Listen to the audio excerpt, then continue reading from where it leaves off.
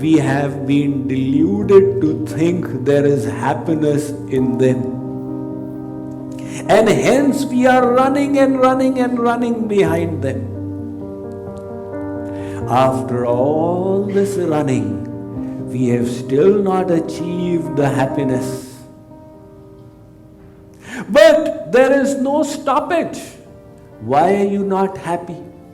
Swamiji, I have not cleared the mortgage and my daughter is not yet married. If that happens, then I'll surely be happy. Arey Baba, all this running is like chasing the mirage in the desert. You are the soul. The happiness that you seek is in the Supreme Soul.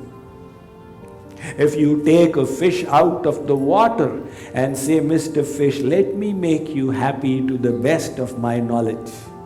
You massage the fish in perfumed oil and offer it some cool air, open its mouth and offer some hot espresso coffee. The poor fish cannot speak, but if it could, it would say, I don't want all this. If you want to make me happy, put me in the water. Similarly, our soul, we offer it the happiness of having gone to Las Vegas and Atlantis City, etc., etc. At the end of it, the soul says, I am even more miserable than before. Give me divine happiness, such happiness which is Sat Chit Anand. How do we get the happiness? The miseries should not be confused to be happiness.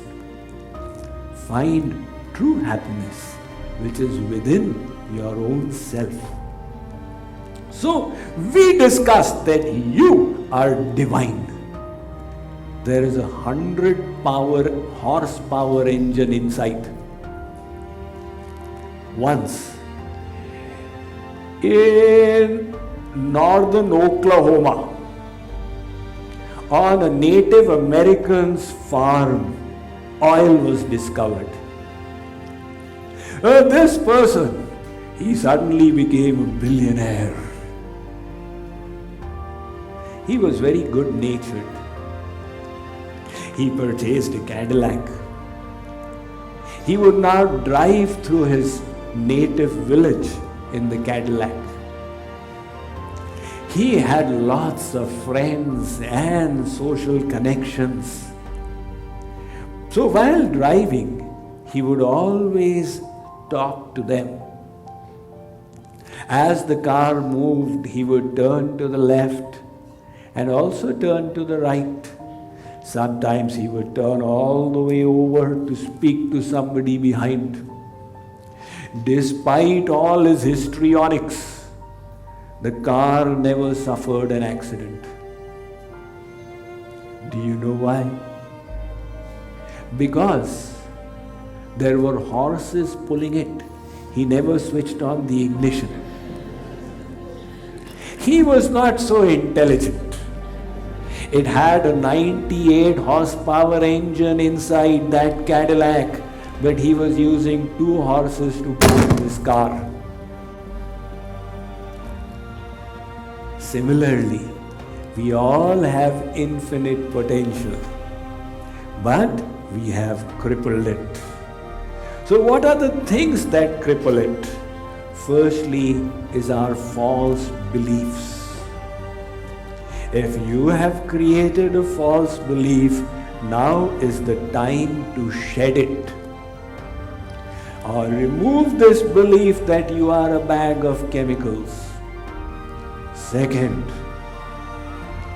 get out of your comfort zone in terms of your emotions and also your beliefs. This falling into the rut is a big spiritual problem. The power of the rut, the northern Canadians know. It is said in North Canada there are only 2 seasons. The first is winter, which is for 11 months a year, and the second season is July. The only part of the year which is not winter. For a little while the snow thaws and the ground becomes slushy. A car happens to go by. It creates trenches with its wheels. But very soon, the water freezes up again to create this deep rut. Those ruts continue for long. That is why I've heard that in the countryside, cities put up boards. Be careful which rut you choose. You are going to be in it for the next 20 miles. We have all chosen our ruts. This is comfortable thinking for me. If Swamiji tells me I've got infinite potential, reject it. Stay in the rut. Our body is used to it. It has a process called homeostasis. It tries to stay at a temperature of 98.6 because that is optimal for it. So it brings itself back. So do the bodily processes and so does our mind. But if you wish to grow, you have to move out of your zone of comfort which you have gotten habituated to over the last few decades and choose to believe that as a child of God I have got infinite potential. And then the next thing is to commit yourself to growth and excellence.